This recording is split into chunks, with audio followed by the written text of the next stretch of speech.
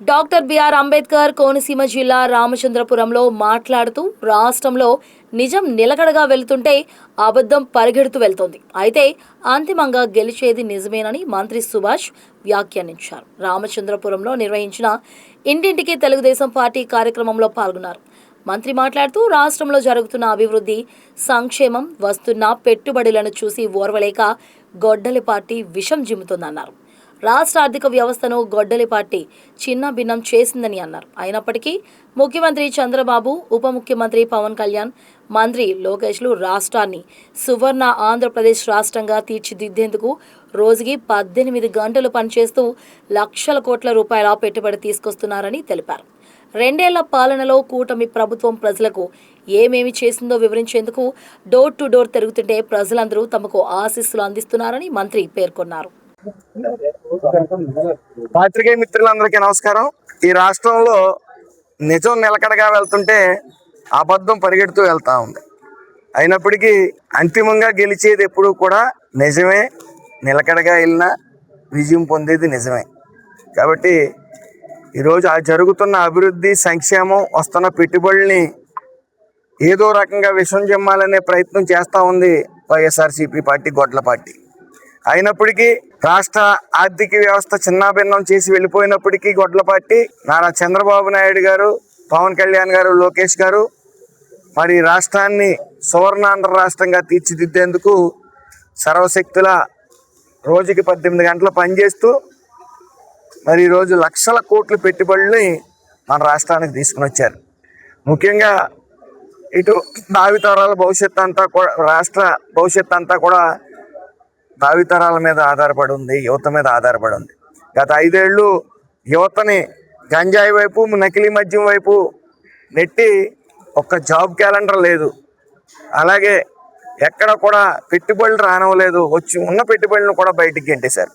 So ఇటు నిరుద్యోగ సమస్య, ఇటు చదువులు సరిగ్గా లేక పాఠశాలని మొత్తం రంగులు వేసి మాత్రం వదిలేశారు. మరి ఈ ప్రభుత్వం, ఈ మంచి ప్రభుత్వం వచ్చిన తర్వాత ఇటు విద్యా వ్యవస్థలో మంత్రివర్యులు నారా లోకేష్ గారు అనేక సంస్కరణలు తీసుకుని వచ్చి, అదేవిధంగా అనేక పెట్టుబడులను తీసుకుని వచ్చి ఈరోజు అందరికీ కూడా మరి గుండెల మీద చేసుకుని పడుకునే పరిస్థితి తీసుకుని వచ్చారు. అదేవిధంగా సంక్షేమ పథకాలన్నీ కూడా మహిళల పక్షపాతి తెలుగుదేశం పార్టీ, అలాగే ఎన్డీఏ కూటమి 3 సిలిండర్లు కానీ, సంవత్సరానికి 3 సిలిండర్లు కానీ, గ్యాస్ సిలిండర్లు కానీ, అలాగే తల్లికి వందనం కానీ, ఎంతమంది పిల్లలు ఉంటే అంతమందికి పిల్లలకి ఈ తల్లికి వందనం ఇవ్వటం కానీ, అలాగే స్త్రీశక్తి పేరిట ఉచిత బస్సు ప్రయాణం కానీ, అలాగే ప్రతి మహిళ తన కాళ్ళ మీద తను నిలబడి ఇంకో 10 మందికి ఉద్యోగాలు ఇచ్చి పరిస్థితిలో ఉండాలని చెప్పి వన్ ఫ్యామిలీ వన్ ఎంటర్ప్రైనర్ అనేది ముందుకు తీసుకుని వస్తూ ఉన్నారు నారా చంద్రబాబు నాయుడు గారు.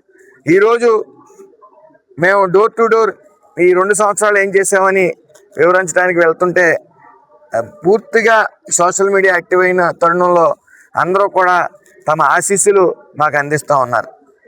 ఈ ప్రభుత్వం, ఈ ఆంధ్రప్రదేశ్ ఇండియాలోనే నెంబర్ 1 ప్లేస్లోకి వెళ్ళాలంటే ఈ ప్రభుత్వం ఇంకో 15 ఏళ్ళు కొనసాగవలసిన పరిస్థితి ఎంతైనా ఉందని ప్రజలే వివరిస్తూ ఉన్నారు. ఏదైతే గత 5 ఏళ్ళు ఒక్క ఛాన్స్ అని వచ్చారో, ఒక్క ఛాన్స్ వల్ల రాష్ట్రం ఎంత వెనకబడిందో, ఇటు ఆర్థికంగాని అన్ని రకాలుగా కూడా ఎంత వెనకబడిందో ప్రజలు చూశారు. ప్రజలు తెలివైన వాళ్ళు కాబట్టే 5 ఏళ్ల పాలన చూసి ఆ 151లోంచి 5 తీసి 11కి పరిమితం చేశారు. అయినప్పటికీ వీళ్ళకి బుద్ధి లేకుండా ఇంకా గత 5 ఏళ్ళు మేము ఏం చేసామని చెప్పుకోవడం మానేశారు. రాబోయే కాలంలో మేము ఏం చేస్తాం ఒకవేళ వస్తాయని మాత్రం చెప్పడం మానేశారు. వాళ్ళు చెప్పేదల్లా ఏంటయ్యా అంటే, మేము వస్తే రాపరాపా నరికేస్తాం, మేము వస్తే గొడ్డలేడు తీసి నిలబెడతాం అధికారులనే చెప్తా ఉన్నారు. ఇది సిగ్గుసేటు.